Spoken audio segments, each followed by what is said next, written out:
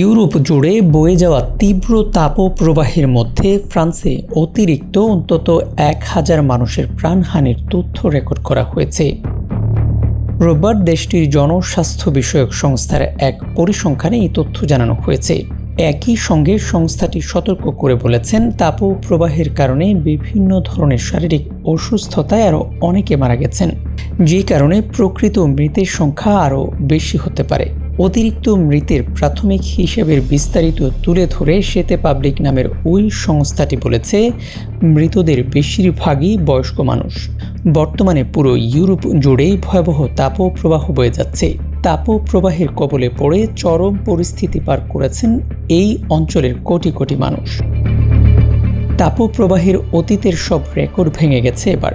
এতে ব্যাহত হচ্ছে বিদ্যুৎ উৎপাদন এবং অবকাঠামো ক্ষতিগ্রস্ত হচ্ছে।